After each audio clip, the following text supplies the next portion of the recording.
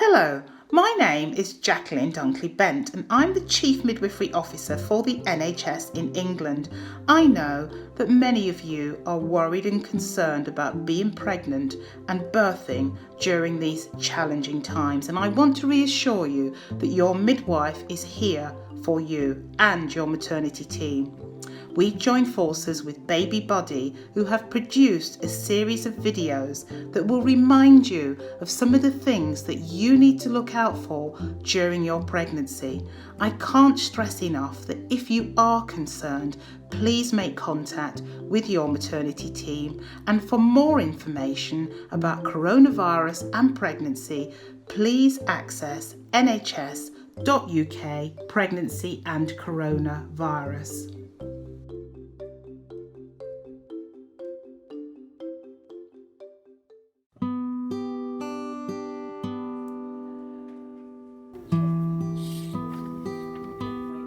Pre-eclampsia is a condition that affects about 6 in 100 mothers during their pregnancy.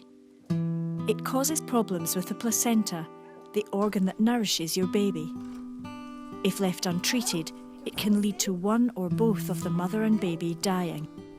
Usually you wouldn't notice it until you had your routine checks with your midwife, and that's why you have routine antenatal checks, and that's why antenatal care is designed to pick up early signs of preeclampsia. Okay, so short scratch, thank you.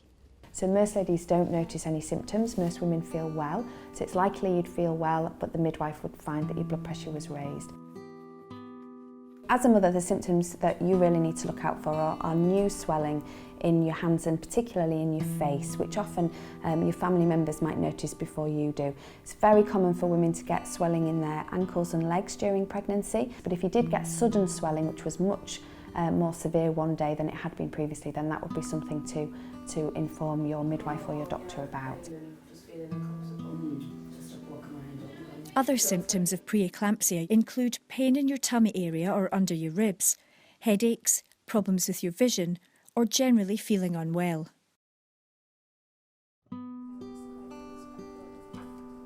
Sonia is pregnant with her second child. In her first pregnancy, she experienced preeclampsia. I was quite swollen, like my hands, my feet, and I was just like really tired all the time, and I was working. It just out of nowhere, it happened so quickly. They just admitted me into hospital because my blood pressure was really high, and by then my face was swollen as well. My hands were swollen, my feet, and I was just seeing like a visual disturbance as well.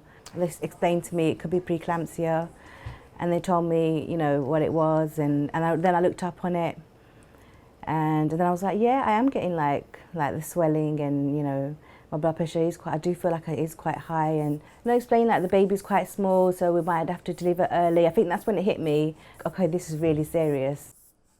It's very, very important that we pick up the condition early, that we manage the condition, and that we safely deliver the baby and keep both the mum and the baby as safe as much as possible.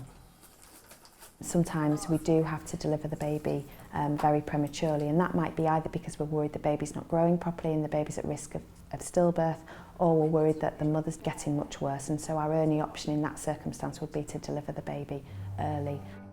I couldn't like digest what was happening, because they were really good, everyone in the hospital, the staff members, and they just like acted quite quickly. And then I was in hospital for about, I think, 10 days, and then I had a C-section. But by then my symptoms had calmed down, my blood pressure was in control. So by the time I had her, I was, you know, feeling a lot better. You're most at risk in your first pregnancy if you have a family member who's had preeclampsia, if you're obese, or if you have medical problems such as high blood pressure or diabetes at the start of pregnancy. You're also slightly high at risk if you've got a twin pregnancy, and in ladies who've had preeclampsia during their first pregnancy, they're at risk of getting it again in their subsequent pregnancies.